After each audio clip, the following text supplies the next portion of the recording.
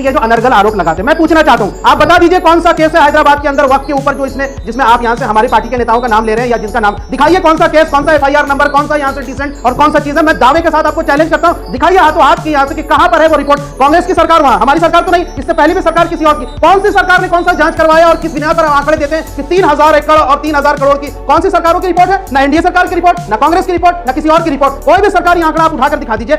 इमरान मसूद अभी आपके चैनल पे बोल रहे थे हमारी जमीनें ले लेगा। ये समझिए कि वक्त की जमीन इनकी जमीन कैसे हो गई, हमारी जमीन है।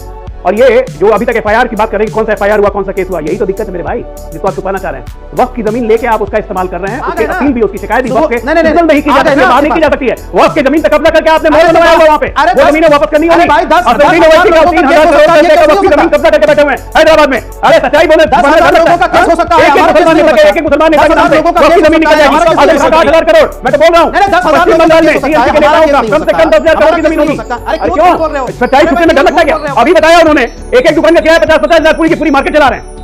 चलिए शुरू करते हैं। रहमान रहीम, इमरान मसूद ने जो बात कही है मुझे बड़ी हंसी आ रही है। जो लोग बोटी बोटी कर देंगे वाले स्टेटमेंट देते थे, जो हैदराबाद को पाकिस्तान में मिलाने की बात करते थे, जो अभी भी कह रहे हैं पाकिस्तान को लखनऊ में ले आएंगे, वो बता रहे हैं कि भारत में वक्त की जमीन कैसे सुरक्षित रहे। इनका बस चले तो ये सबके सब वहां दे देते।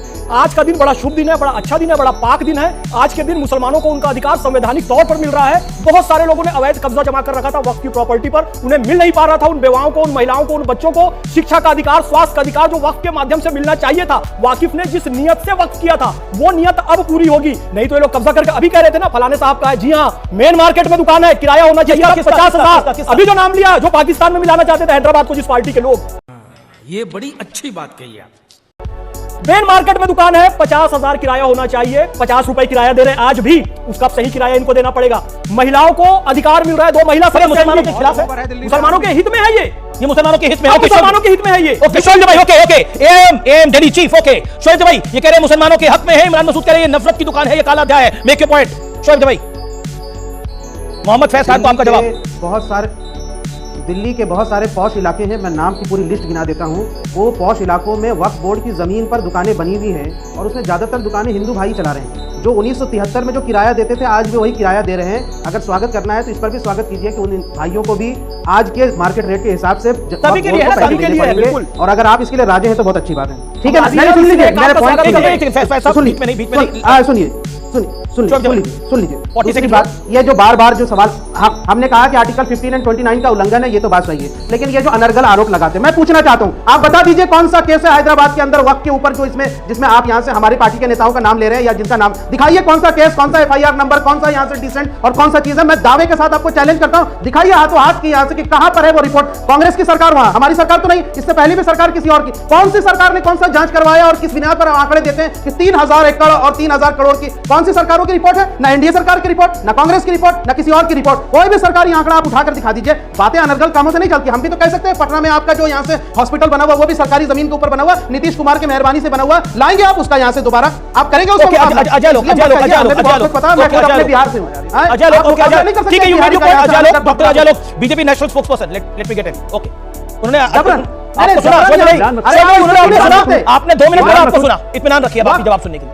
वक्त भाई, इमरान मसूद अभी आपके चैनल पे बोल रहे थे हमारी जमीनें ले लेगा।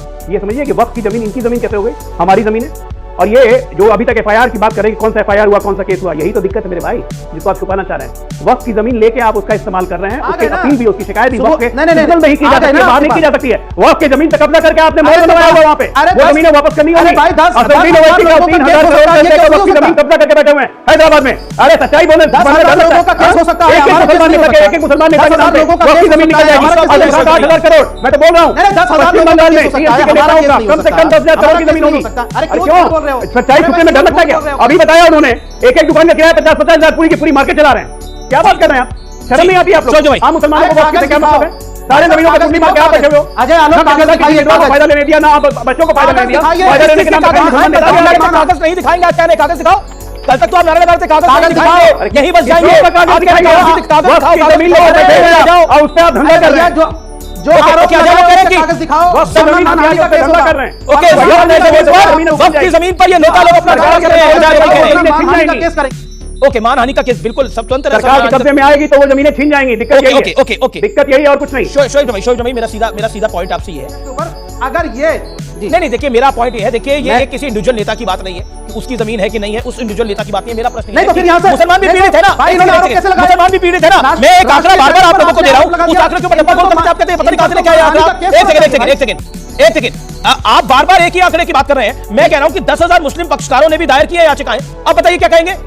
और मतलब आपके नेता कह रहे हैं कि कब्रिस्तानों को छीनना चाहते हैं, सुनिए, ये मुसलमानों को बर्बाद करना चाहते हैं। तो 10 नहीं ये कैसे कि कब्रिस्तान थोड़ी छीनने जा रहे हैं कोई? ये झूठ है, अनर्गल है। अरे 10,000 केस दायर हो कौन सा सकते हैं। कब्रिस्तान छीना जा रहा है? बताइए ना। नहीं हो सकता है कहां है? दिखाइए ना सबूत आपके यहाँ से कि एमआईएम के वक्त को यहाँ से हड़पा, वरना मानहानि का मुकदमा करेंगे हम। वहां मानहानि का मुकदमा करेंगे हम यहाँ से दिल्ली में बैठ करके, सुप्रीम कोर्ट के अंदर भी और हाई कोर्ट के अंदर भी। ये अनर्गल आरोप लगाना बंद कर दीजिए। दिल्ली एमआईएम के लीगल सेल आपको चेतावनी दे रही है। ये मुसलमानों को बहकाने और भड़काने का काम बंद कर दीजिए, आप समझ गए? राष्ट्रीय चैनल पर आप कुछ नहीं बोल सकते, या तो सबूत दिखाइए या फिर रिपोर्ट दिखाइए या फिर फांसी फांसी की नहीं कीजिए। 40 आसफ शाही मस्जिदें हैदराबाद की, पत्रकार अब्दुल रहमान जाकर हैदराबाद में देखिए, पूरा रिकॉर्ड है।